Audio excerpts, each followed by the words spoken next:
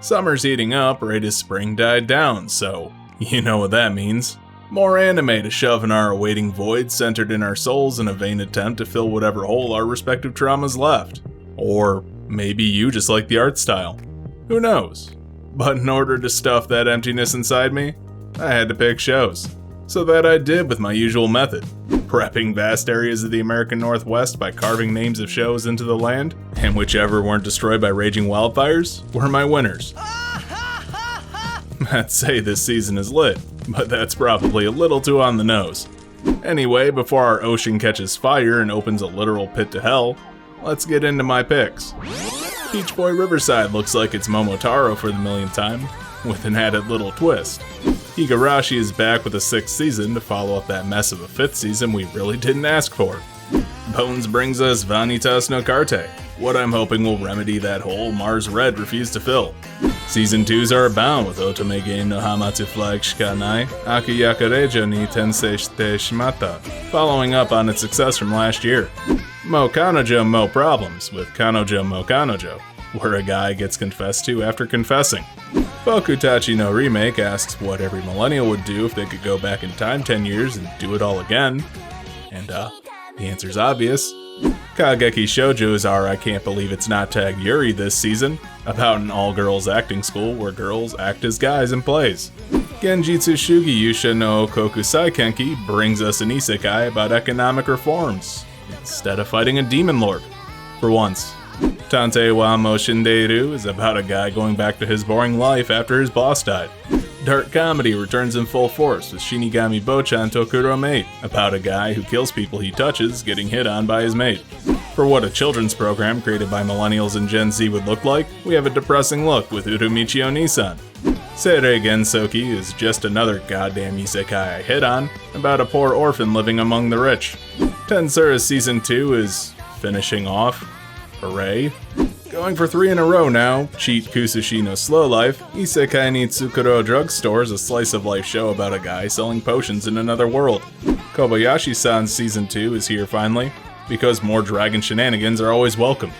You know, by this point I'm starting to question my sanity by grabbing so many isekais, but we have Meikyu Black Company asking what happens if the world you get transported to sucks and exploits you.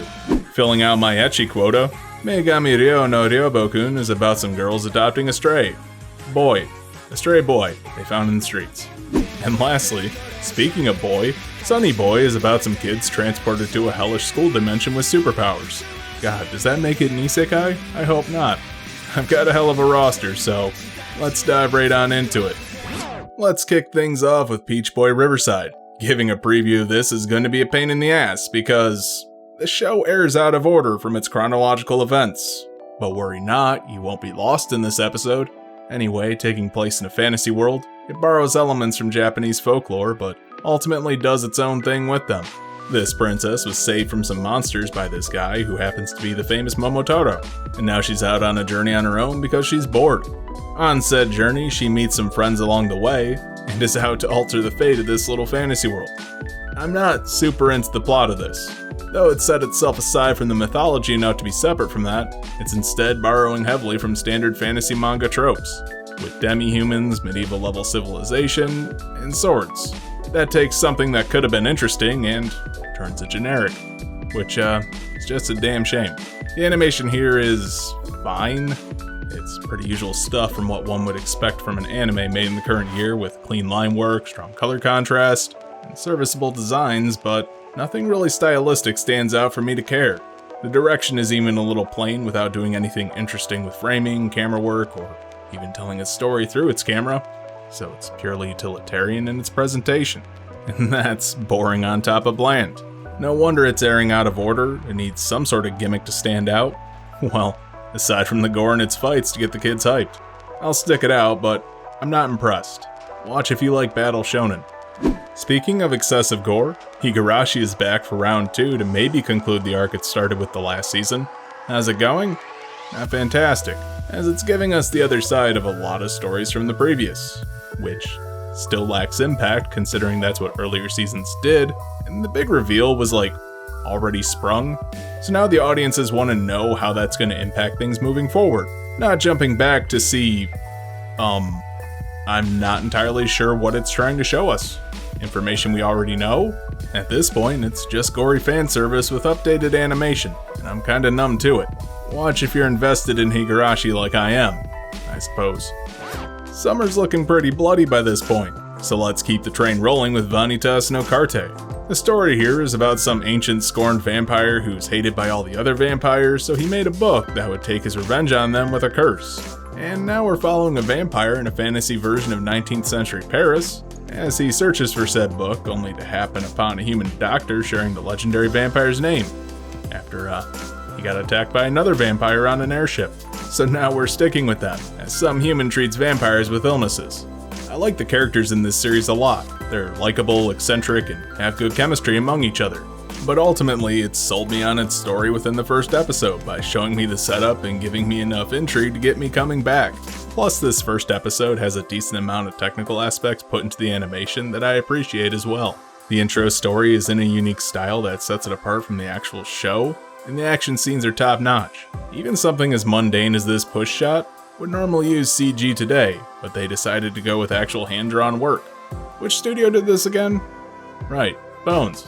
No wonder it looks so damn good. I'm liking this, and not just because I'm a Bones fanboy. Recommended for a look this season. Hey, Hamefura's Season 2 is on the scene, taking the usually tired isekai trope of reincarnated in another world, and splicing that with an Otome game on top of turning the main villain into a harem magnet. I recently watched Season 1 to catch up for this, and the idiotic main character unwittingly seducing not just all the guys, but also the girls around her for the sole sake of avoiding her own death was pretty damn entertaining in Season 1. Can it keep up the momentum after having successfully wrapped up its plot?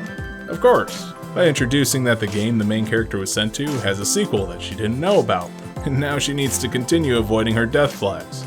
If you liked Season 1, this is more of it. If you haven't seen Season 1, get on the fucking Bacarina hype train. Recommended in spite of being an isekai because it's just a good comedy overall. Keeping up with the harem thing, Kanojo mo Kanojo is here to save us from our mundane lives, with an escapist fantasy where a guy gets a girl confessing to him while he's already dating someone. Being loved by two people?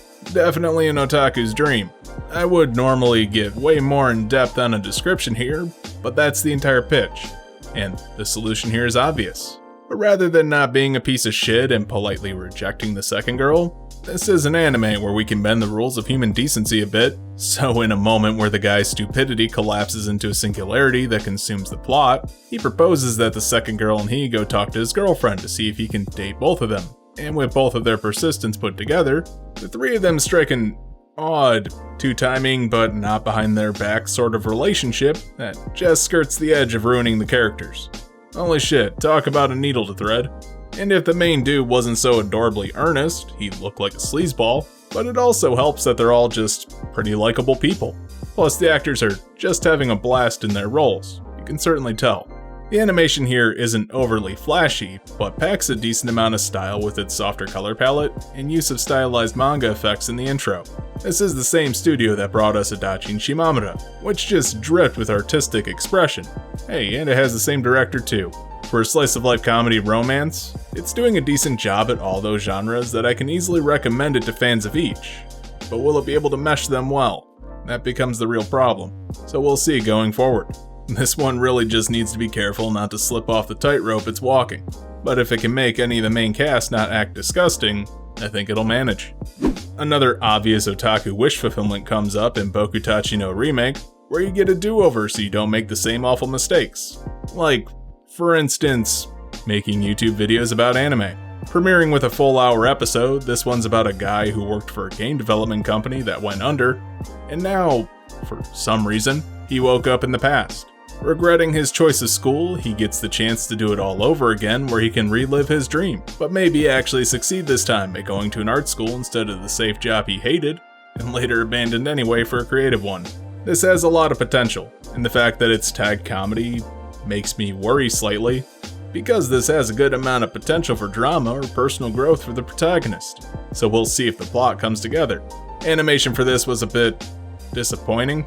It's by Feel, a studio known for pretty bland looking stuff and mostly dumb rom-coms, but I'm not writing it off because of the studio. Shot composition and character designs are completely uninspired, and the direction is so stock it feels like this was put together by a machine rather than people.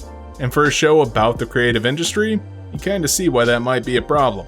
There's room for growth in my opinion on this one thus far, but what I'm seeing isn't necessarily a turnoff, so a mild recommendation for people who like comedies. But I'm honestly hoping it has enough confidence to tell a story, maybe about recapturing your dreams. Maybe I just had my hopes up. Next up is Kageki Shoujo, an anime about some girls in an all-girls opera company / school where they have to balance their work and school lives, while also dealing with their quirky drama magnet classmates. This one caught my eye because it's so decidedly not in line with my other picks this season. First off, it's a shoujo series, not a shonen, meaning its target demographic is women. And question my sexuality all you want, but shoujo shows that catch my eye have been some of my favorites in the past. But with a colorful cast, an interesting story about becoming an all-star performer, and some solid drama with clashing personalities, has me interested from the start. The two leads are polar opposites and click well, with one being a dense and fearless country girl, while the other's a quiet and stuck-up disgraced idol. But they're drawn to one another in a sort of rivalry, with a friendship that's sure to blossom throughout the course of the series. For animation, this anime looks damn nice. Character models all pop, even the background ones stand out as nicely done, and the actual movements are all well animated. Plus, there's just a ton of detail packed into this series that makes me interested in just about every frame. I'm digging the setup, so it's got my recommendation. Let's actually start my slow trudge through isekai hell with Genjitsu Shugi Yuusha no Oukoku Saikenki. Following in the footsteps of other isekais where the character's gimmick sort of defines the early parts of the series, the hero here is realistic, meaning his idea of saving the world isn't fighting monsters or slaying whatever evil is plaguing the land, but improving the economy and industry which will raise the standard of living for the inhabitants of that world. I'm honestly surprised there aren't more isekais that do... Oh wait, most fantasy world isekais have the main characters just remake Japan in those worlds. Okay, how does this stand out again? Though, I will admit, I'm not opposed to a civil servant twist on the hero trope, so at least it's managing to stand out in that regard. But is this one good? Well, no, it's not. But it's not bad either, just middle of the road with a completely serviceable anime. This is played too straight to be memorable, which means we're stuck with a city simulator essentially, and that's only mildly engaging. The animation isn't anything to write home about either. It's not stylized any or particularly mechanically impressive, so you'll mostly just passively consume this without much thought. Who did this one again? JC Staff? Yeah, that sounds about right. With the director so seasoned, he's had any motivation beaten out of him to make anything somewhat unique. That's fine if you're looking for a solid production. But if fans were hoping to be impressed here, they'll be disappointed. You know what? I take that back.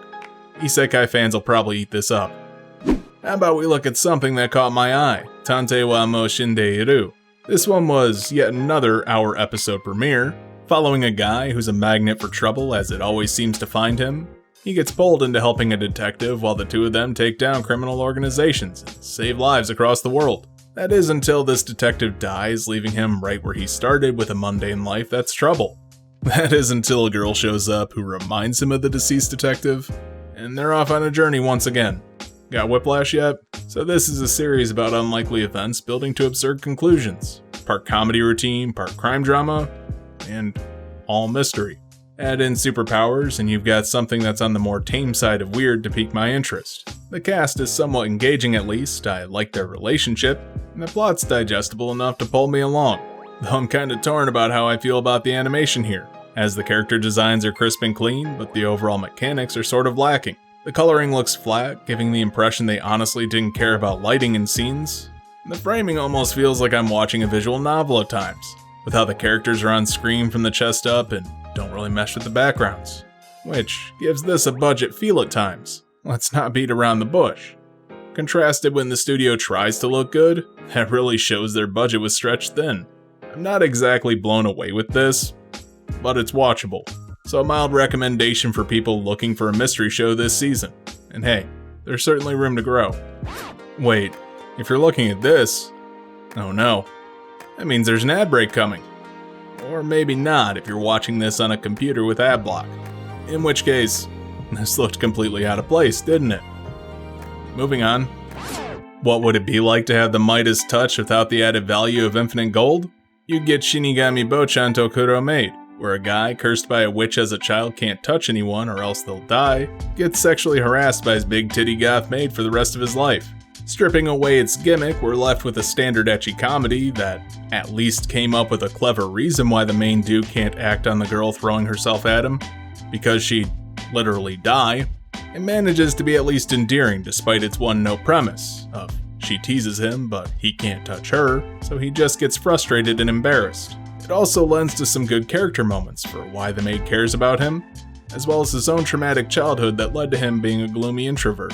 This one's also by JC Staff, but actually decided to have a style, for once, with CG characters inhabiting a world that looks like it's made of canvas. In that regard, it has a decent aesthetic, and one I'm liking. It does a decent job at meshing the two elements together, as the CG models have to touch the 2D elements at times, and the studio actually cared to make that interaction work. I would say this is one to keep your eye on, because it's a decent CG anime with an interesting premise and a dark, perverted sense of humor.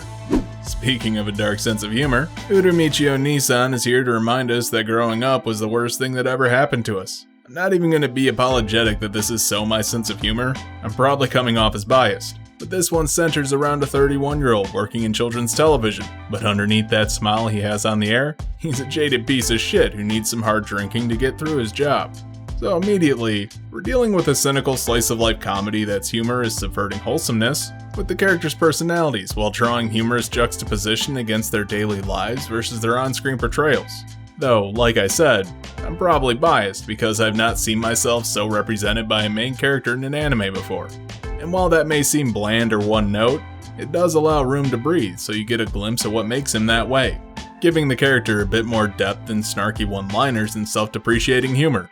Unlike myself, the animation here isn't special, but it's a slice-of-life show where the dialogue and disjointed imagery with it is the main source of its entertainment. It doesn't need to be flashy to do its job well, which it does, by joking about heavy drinking, making offhanded cheery comments to the kids about not making him work himself while he's smiling at the camera, and telling the kids he'll cast a magic spell on them so they don't turn out like him in their 20s.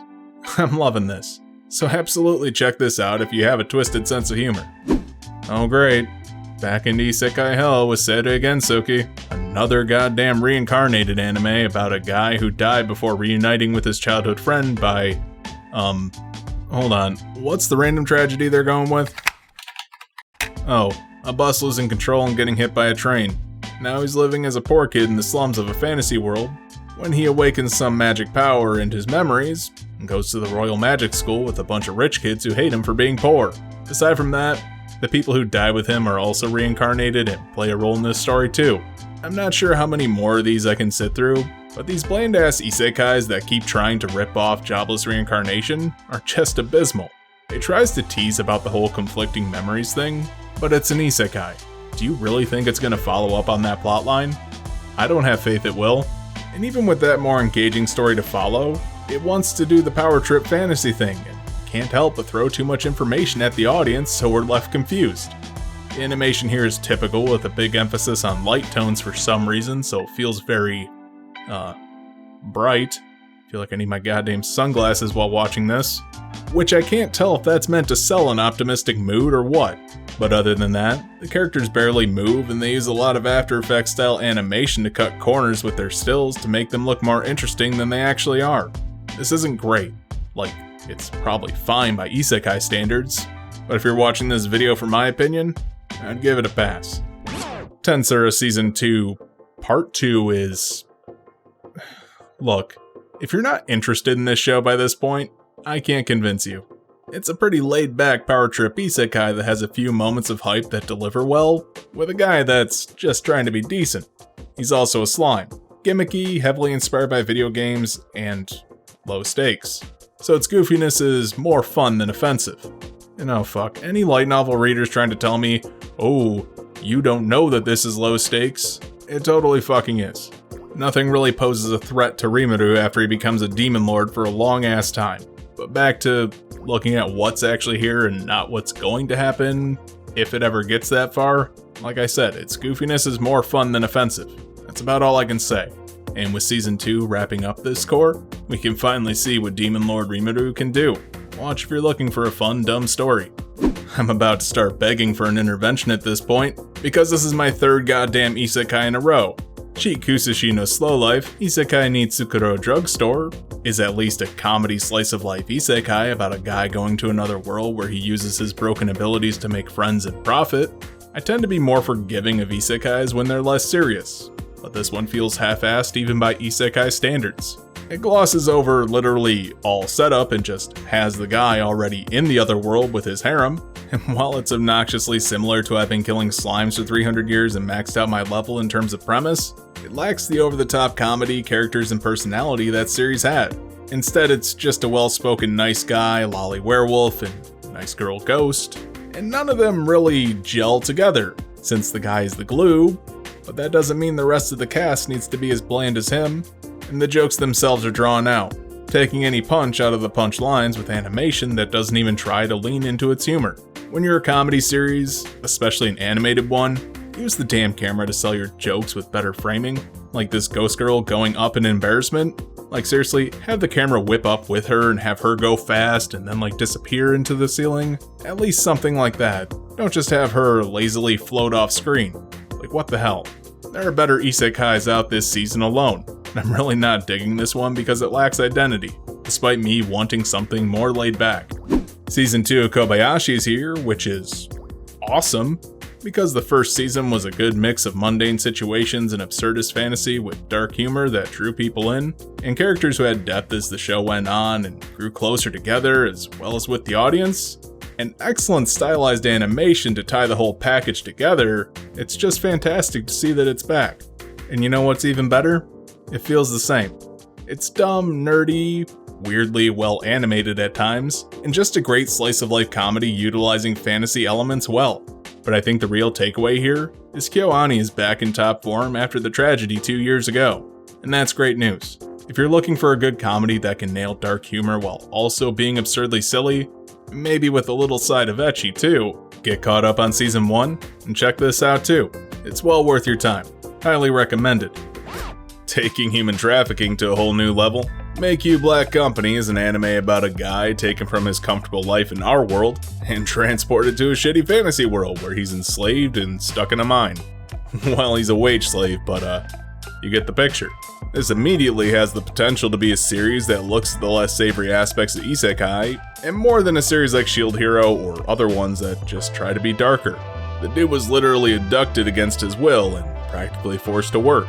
Not in the glamorous life of a hero, but an actual laborer. So does it do that? That comedy tag doesn't reassure me. However, this is about a guy who's a NEET at heart, and invested what little money he had wisely, leading to him building a fortune in passive income, so he can basically do whatever the hell he wants in a gleefully dramatic and evil-looking shot as he's abducted. It's more a critique on Japanese corporate culture, with enough room for a story about a guy building himself back up from square one, and that's not a bad avenue to take. The path he's going to use to rule that world isn't some superpower, but his work smarter not harder ethic. And just to be clear, this guy isn't some moral beacon. He's just as evil as the company he's working for. For animation, it's pretty decently done, mostly because it's Silverlink, a studio who actually puts effort into their work to make it visually interesting, even if it's just a guy monologuing. The line work isn't great, but it ultimately at least puts effort into how it shows its story. That's noteworthy. Maybe I just naturally gravitate towards the more comedy-focused isekais, but this one's not bad. Japan's moral character keeps slipping further down the degenerate rabbit hole, and I'm being dragged along for the ride with Megami Ryo no Ryobokun. So we've got a 12-year-old boy abandoned by his dad after their house caught fire, and the guy couldn't be bothered to care for him anymore. Now he's wandering the streets. That is until a group of college girls find him and bring him into their dorm to live as the caretaker. I'd say good thing child labor laws don't apply in anime, but I'm sure that's the least of this show's worries with how much blatant TNA is on display here. This is some extreme stupidity that's stretching the definition of comedy, where it's trying to be as obviously silly as it can to emphasize that it's all in good fun. And sure, I get this is supposed to be a lighthearted show, but the core premise here isn't that absurd. It's just about a guy looking after some quirky, troublemaking college girls in a dorm. I'm more concerned that the author's idea to get that off the ground was, kid's house burns down, dad abandons him, and leaves him homeless so that he could get the job. That certainly turns some heads, but not in a good way, with a bunch of adults throwing themselves at a middle school boy. And in that sense, it feels like a quaint relic of the 90s, where anime storylines were more fly by the seat of your pants, and not every detail needed to be logically explained. People just wanted their space cowboys and mech fights. This is a really stupid show that's not worth watching, to the point that I'm not even going to talk about the just passable animation that feels like updated 90s shit, with its over-designed characters in a mundane setting. However, I will admit, there's an audience for this, and I'm not so naive that I'm going to deny that they're already loving this. So, for my opinion, hard pass. After that one, I need something to clear the cache on my brain, so to speak. So let's look at Sunny Boy, Madhouse's weird sci-fi interdimensional travel show with superpowered kids. So one day, 36 kids in their entire school building ended up in another world, where they're, fighting for survival. That's the pitch. And it's simple enough to not get bogged down in details at the start. Even my pedantic ass can get on board with that. With the world they're in being a black void and the kids left to their own devices, it has this Lord of the Flies feeling sort of character-driven narrative that'll be interesting to watch unfold. My main concern is, since it's about the people in the series, it'll live or die based on how interesting and relatable they are. Animation for this stands out, mostly because it's very fluid and ambitious with what the camera wants to do, showing effort. With a strong sense of direction, this will probably be a series that people gravitate towards, and that's most likely due to its director, the guy who co-directed Space Dandy, no, not the one you're thinking of, the good season of One Punch Man, as well as Boogie Pop's 2019 anime. And speaking of, this certainly does share a visual style with that series in particular, if not a more liberal use of color. And hey, since this world is an empty void, a great way of selling that unsettling mood is a distinct lack of background music, making it really intimate between the cast and audience. I told you the direction here was strong. I'm interested in where this will go, but I can't say if it'll be good or bad yet. I can praise the craft, sure, but at the end of the day, it comes down to if it succeeds at telling a story. And, it's just too early to tell. But for now, I'm sticking with it, and something tells me I may be pleasantly surprised. Well, summer's certainly off to an interesting start with a wide selection of shows showing some promise, but no clear winners so far. And that's actually some good news. Unlike the last, where everything was bland at the start and pretty much stayed the course. But tell me your thoughts down below. What are you looking forward to, and what are you enjoying so far? I'd love to hear them. But for now, hey, you made it to the end of the video. Don't forget to like, comment, subscribe, share, and do all the other YouTube stuff to help the channel grow. You can also join my Discord with a link down in the description. And if you really want to support me, you can head on over to my Patreon, where you can pick up some extra perks like voting on what I do next. And speaking of Patreon, I'd like to give a special thanks to Nadeshiko for their continued support. Thanks for watching.